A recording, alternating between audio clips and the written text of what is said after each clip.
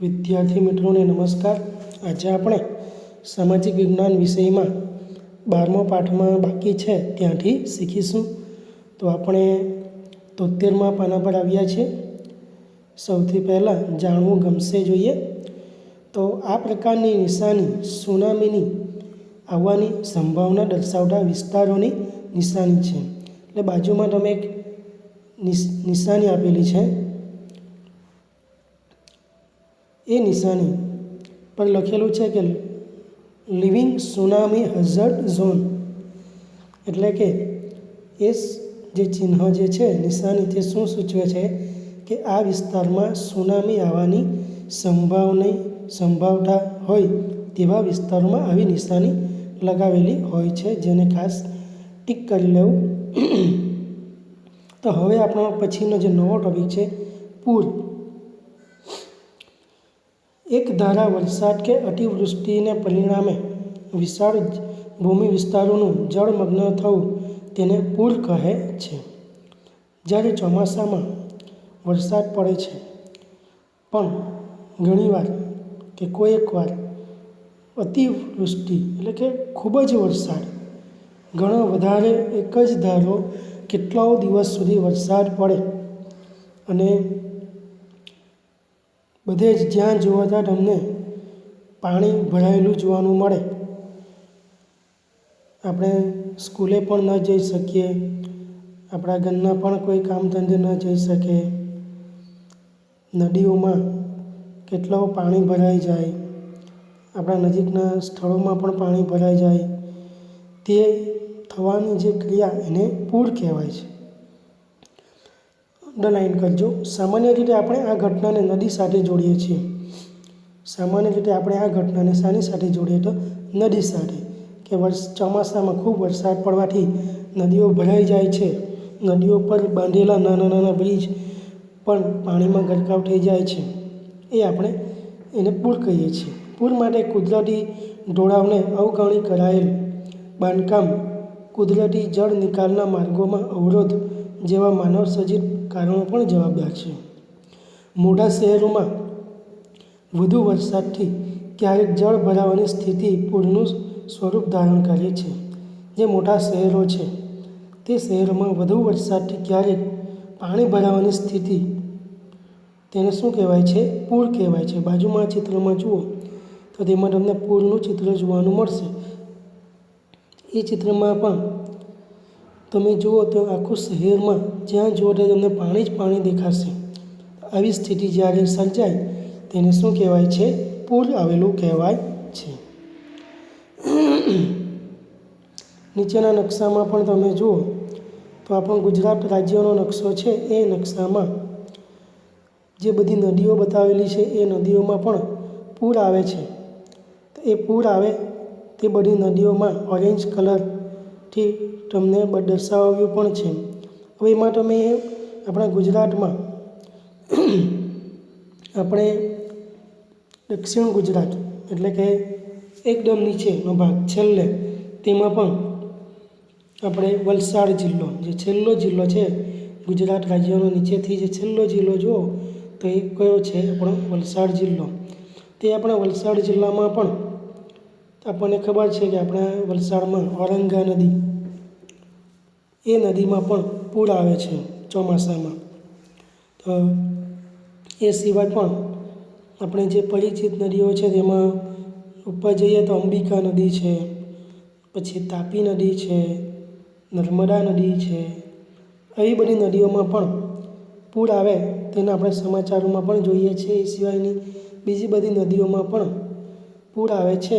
તે આપણે જ્યારે ચોમાસામાં આપણે ન્યૂઝપેપરમાં કે ટીવીઓમાં કે હવે તો મોબાઈલમાં પણ ન્યૂઝમાં આપણે જોઈએ છીએ. વિડીયો પણ બધાએ જોયા હશે. કેટલા લોકો પૂરમાં તણાઈ પણ જાય છે. ઘણા લોકો નદી પર જે પુલ આવેલો હોય તે પાણીમાં ગરકાવ થઈ ગયો હોય તો પણ ઘણા એના પરથી વાહન લઈ જવાની ટ્રાય કરે છે. લોકો સાયકલથી જવાની ટ્રાય કરે છે અને તેવા ઘણીવાર કેટલા એ પાણીમાં ડૂબી પણ જાય છે. તેવા પણ આપણે સમાચાર વિડીયો જોયા હશે.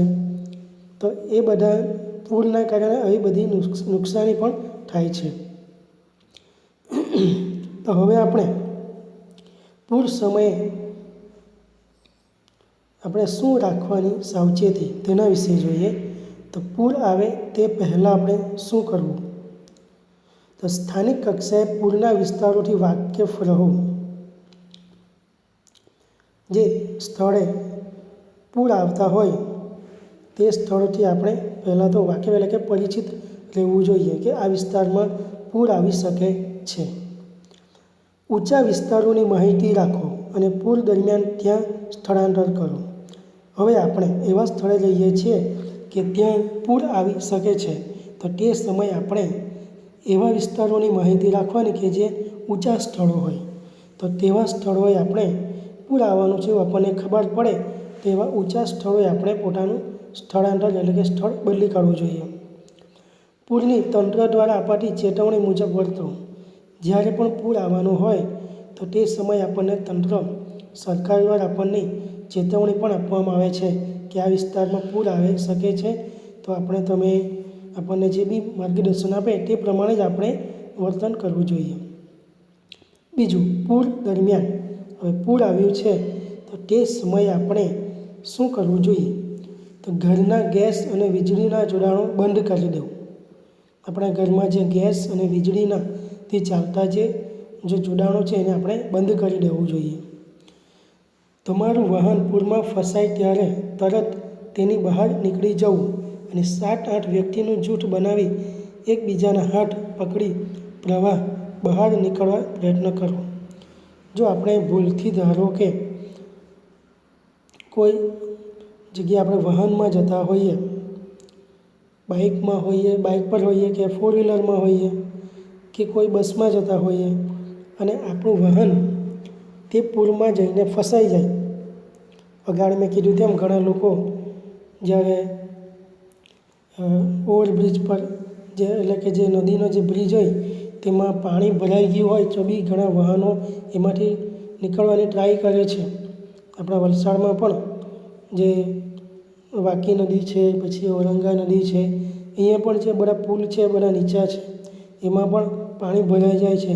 તો ઘણા પાણી ભરાઈ જાય ત્યારે પણ એ પુલ પરથી ઘણા લોકો અવર જવર કરે.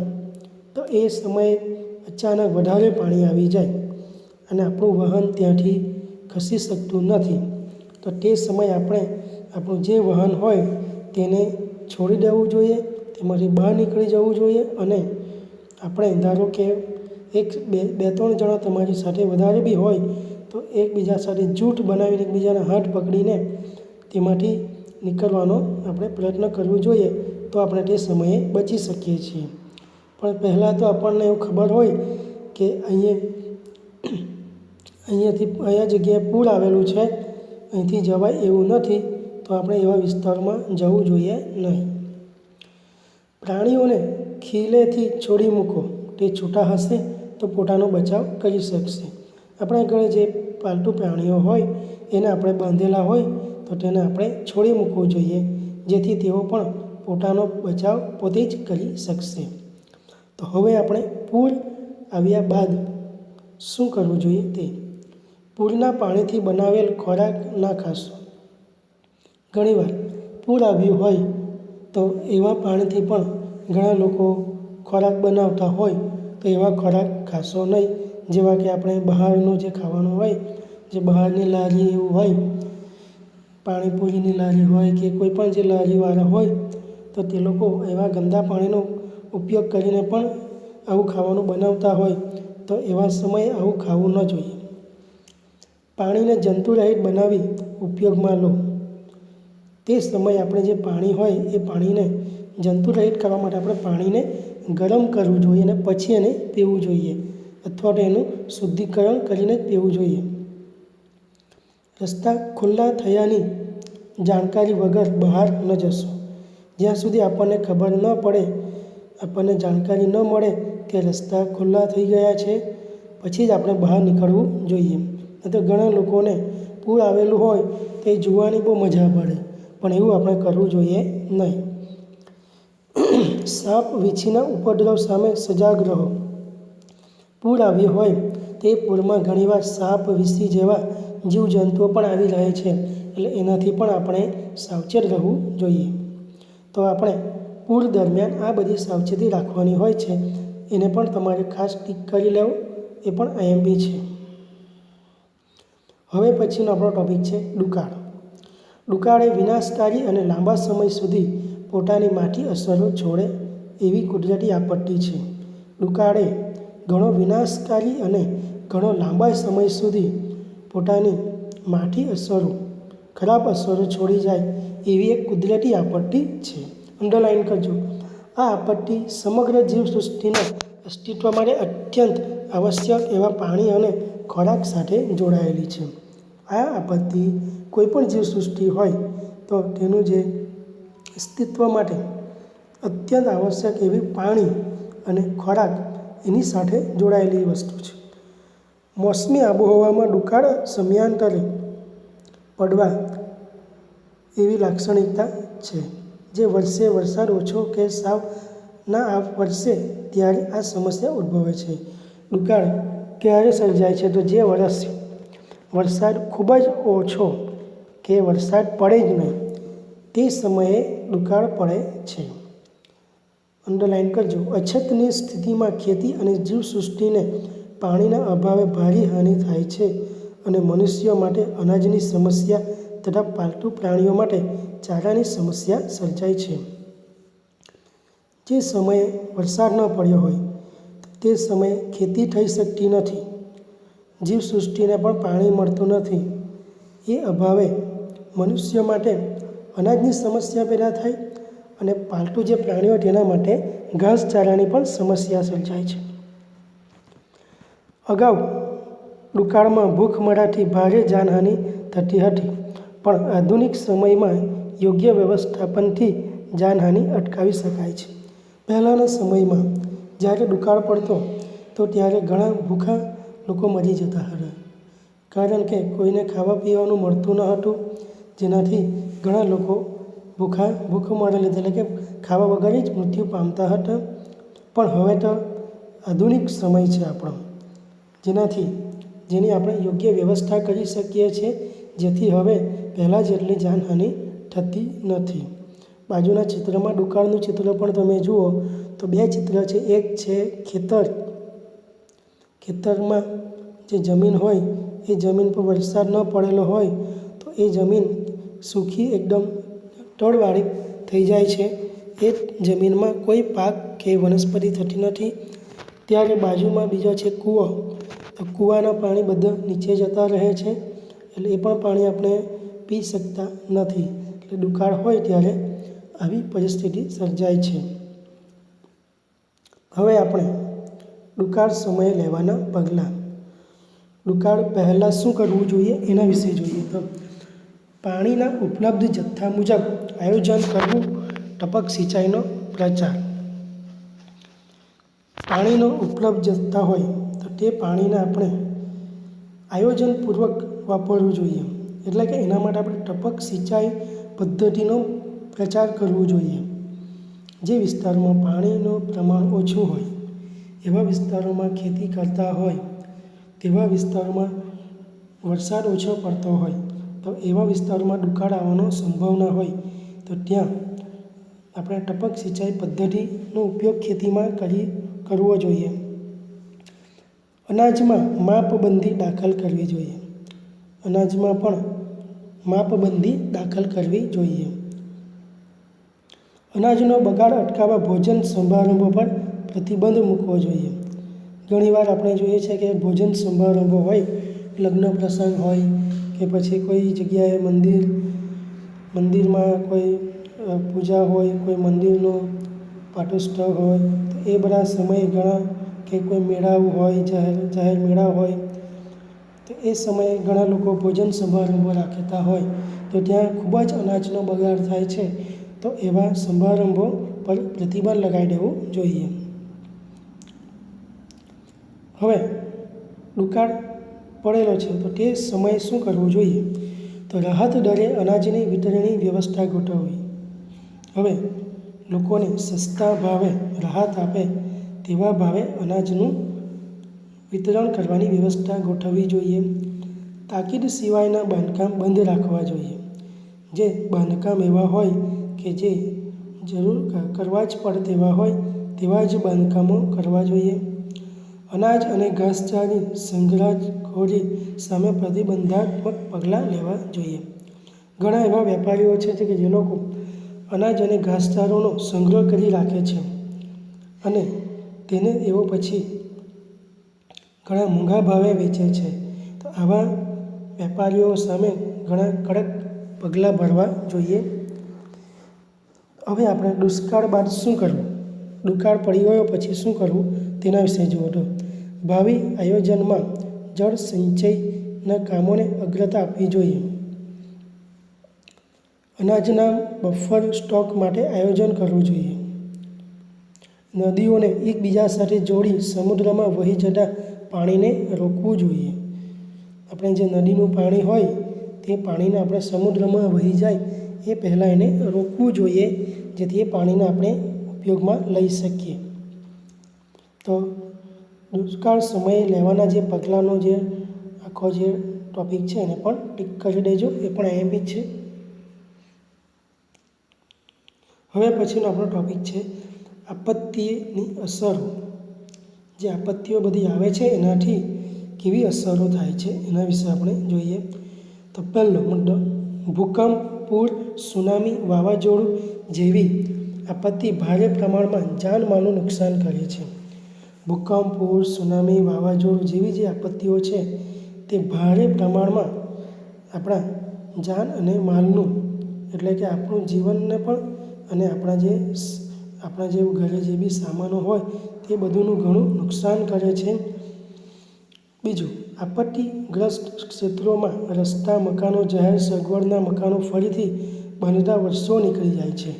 જે વિસ્તારોમાં આપત્તિ આવી પડી હોય તેવા ક્ષેત્રોના જે રસ્તા બગડી ગયા હોય, ત્યાંના મકાનો પણ તૂટી ગયા હોય અને જે જાહેર સગવડના જે મકાનો હોય તે બધું નવું ફરીથી બાંધવા માટે કેટલા વર્ષો નીકળી જાય છે.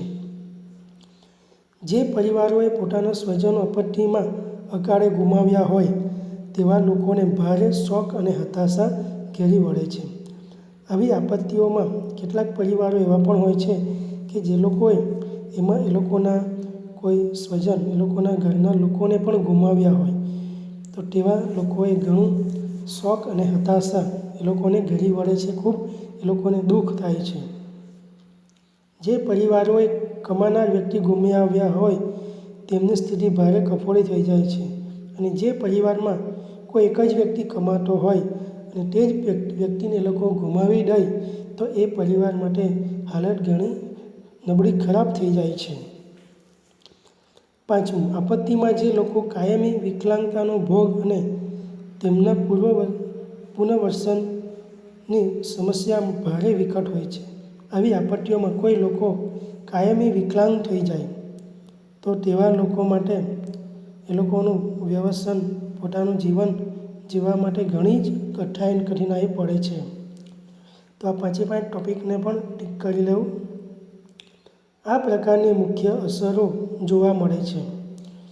આપત્તિઓની અસરો ઓછા વત્તા અંશે તમામ લોકો પર પડે છે, પણ તેની સૌથી મોટી અસરો ગરીબ માણસો અને અભાવગ્રસ્તો પર વધુ થાય છે. આપત્તિઓની સૌથી વધારે અસર ગરીબો હોય, જે લોકો પણ ઘણી અભાવગ્રસ્તો, એટલે કે એ લોકો ઘણી જરૂરિયાતની વસ્તુ ન હોય એવા લોકો પણ વધારે પડે છે. માનવ જીવન પર તેની વિઘાતક અસરો ઓછી કરવા સાવચેતી, લોકજાગૃતિ અને તંત્રને સજ્જ કરવા જેવા પગલાં ભરવાથી તેની વિનાશક તીવ્રતા ઓછી કરી શકાય છે. આપત્તિ કે અકસ્માતોની કેટલીક ઘટનાઓ માનવસર્જિત પણ હોય છે. હવે આપત્તિઓ કોઈ અકસ્માતોની જે કેટલીક ઘટનાઓ એવી હોય કે જે માણસ દ્વારા પણ થતી હોય છે.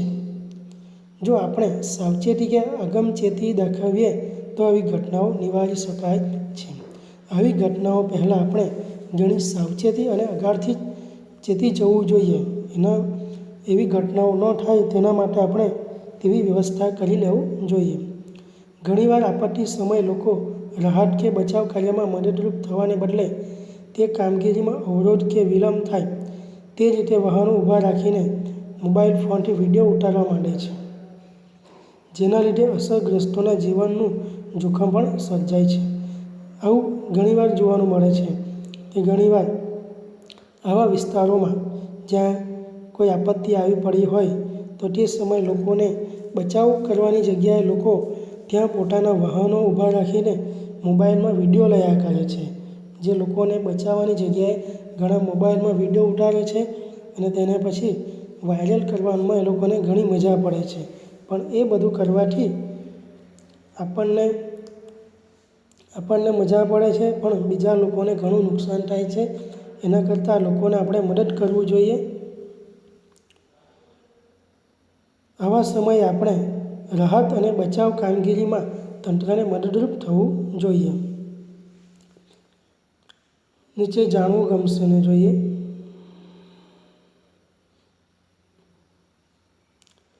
તીડ પ્રકોપ જૈવિક આપત્તિ. બાજુમાં જે તીડ નામનું જે જીવજંતુ છે એનું ચિત્ર આપેલું છે, તો એના વિશે જોઈએ. તીડ એક કીટક વર્ગમાં આવે છે. તીડ એ શામાં આવે છે? કીટક વર્ગમાં આવે છે.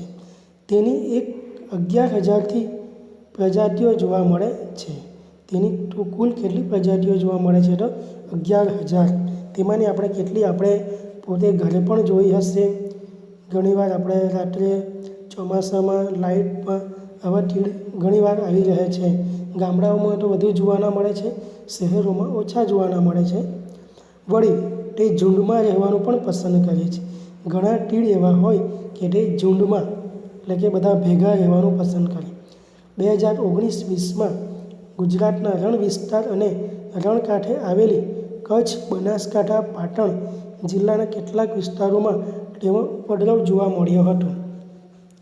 એ ઉપદ્રવ જે કચ્છ, બનાસકાંઠા, પાટણ રણ વિસ્તાર એવા વિસ્તારોમાંના કેટલાક જિલ્લાઓમાં એ તીડ કેટલાઓ સંખ્યાઓમાં આવી ગયા હતા. તો તે આપણે સમાચારમાં પણ જોયા હશે.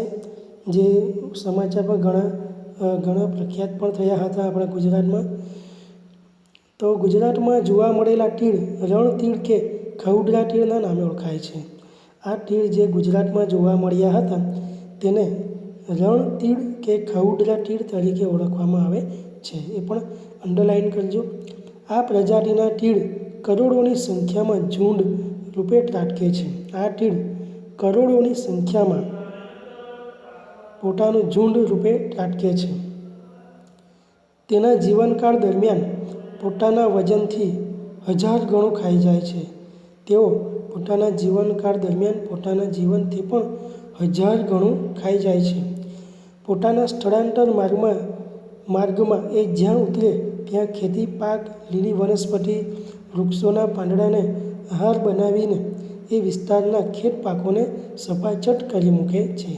આવા તીડ જે વિસ્તારોમાં જાય છે, જે રસ્તામાં આવતા જે વિસ્તાર હોય ત્યાં જે ખેતી પાક હોય, લીલી વનસ્પતિ હોય કે વૃક્ષોના પાંદડા હોય, આ બધું જ ખાઈને એકદમ સફાચટ કરી મૂકે છે. જે ક્ષેત્રોમાં તીડનો ઉપદ્રવ થાય ત્યાં ખેતી પાકોના અભાવે અનાજની દુકાળ જેવી પરિસ્થિતિ થઈ જાય છે. જોકે આજના આધુનિક વાહન વ્યવહારની સુવિધાના સમયમાં અન્ય પ્રદેશોમાંથી અનાજ લાવી આ તંગી દૂર પણ કરી શકાય છે. એ જ રીતે આપણે ગુજરાતમાં પણ જે 2019-20 દરમિયાન જે તીડ જે આ રીતે આપણે કેટલાક ખેડૂતોના પાકોને નુકસાન કર્યું હતું, તો તે વિસ્તારોમાં આપણે અન્ય બીજા પ્રદેશોમાંથી અનાજ લાવીને ત્યાં અનાજની તંગી દૂર કરી શક્યા હતા. અને તીડનો નાશ કરવા ખેતીવાડી વિભાગની સૂચના મુજબ ખાસ દવાઓનો છંટકાવ કરવાથી તેઓ નાશ પણ કરી શકાય છે. એ તીડને નાશ કરવા માટે ખેતીવાડી વિભાગની જે સૂચના મુજબ ખાસ દવાઓ હોય છે તેનો છંટકાવ કરવાથી આ તીડનો નાશ પણ કરી શકાય છે. તો આ જાણવું ગમશે ને પણ ખાસ ટીક કરી લેવું, કારણ કે આ તીડ વિશેની જે સમાચાર જે હતા તે હમણાં જ છે, બહુ જૂના પણ નથી. એ બધા વિદ્યાર્થીઓ પણ તમે એનાથી પરિચિત પણ હશે. તો વિદ્યાર્થી મિત્રો, આપણો અહીં પાઠ પૂર્ણ થઈ જાય છે. તો હવે આપણે લેસનમાં સ્વાધ્યાય લખવાનો છે. સ્વાધ્યાયમાં જુઓ, ખાલી જગ્યા પૂરો 3 લખવાની છે. યોગ્ય જોડકા જોડો 2 આપેલા એ લખવાના છે. 1-2 વાક્યમાં ઉત્તરો 3 આપેલા એ લખવાના છે. અને માંગ્યા મુજબ ઉત્તરો આપેલા છે તેમાં પણ 2 છે તે લખવાનું છે. તો એ રીતે તમારે આખું સ્વાધ્યાય લખી દેવાનું છે. નીચે જે પ્રવૃત્તિ આપી છે એ તમારે સ્વાધ્યાયમાં લખવાનું નથી. એ મતલબમાં તમારે ખાલી અભ્યાસ માટે જોઈ લેવાનું છે. તો હવે વિદ્યાર્થી મિત્રો આપણે નવા પાઠ સાથે નવા વિડીયોમાં મળશું. ત્યાં સુધીમાં તમારે તમારું લેસન કમ્પ્લીટ કરી દેવાનું છે. અને આગળનું લેસન જો બાકી હોય તો પણ કમ્પ્લીટ કરી દેજો. લેસન તમારી નોટ કમ્પ્લીટ હોવું જોઈએ બધાની. અને પાઠનો અભ્યાસ પણ કરતા રહેવાનું છે. આપણે યુનિટ ટેસ્ટ એવું પણ થોડા સમયમાં આવી પણ જશે આવતા મહિના બાજુ. એટલે એની તૈયારી પણ રાખવાની છે. એટલે લેસન પણ કરવાનું છે અને સાથે સાથે વાંચતા પણ રહેવાનું છે. હવે આપણે નવા વિડીયોમાં મળશું.